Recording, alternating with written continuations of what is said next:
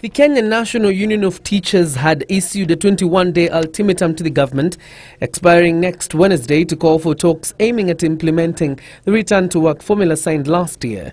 The union further said they would not hold talks with the Employer Teacher Service Commission if the Kenya Post-Primary Education Teachers KUPPET is invited to the talks. But in what appeared to be a change of heart today, the union said they would honour the invitation for talks, but said they would keep their cards on the table, with a pay increase for teachers as well as their allowances being the major issues. KNUT Secretary General Wilson Susion accused the government of trying to use diversionary tactics to derail their demands by allegedly using KUPPET to demand deals that do not exist in law. We are more than convinced that the government does not want these negotiations to proceed successfully. And that is why there are so many sideshows around the negotiations.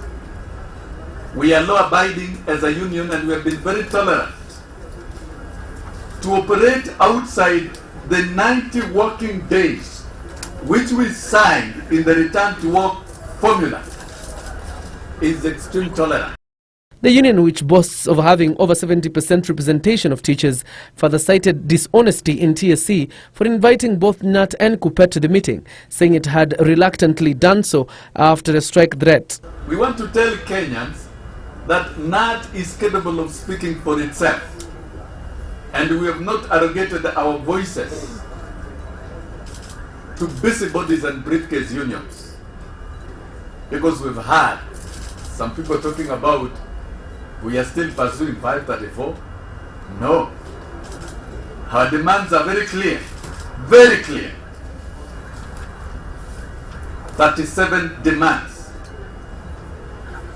And higher on the agenda is the basic salaries. KNUT National Chairman Muzonzili called on teachers to prepare themselves for a strike if the government fails to meet their demands today. Shall not attend any other time-wasting meeting on this business. We shall prepare ourselves. We shall prepare our lieutenants from the branches who are more than ready. Yes, as leaders, we must lead from the front. Though it isn't clear the timelines on which KNUT will call for a strike if the talks don't yield to anything, all eyes will be on the meeting that could end anxiety among parents and students. John Jacob Kuria, Channel 1 News.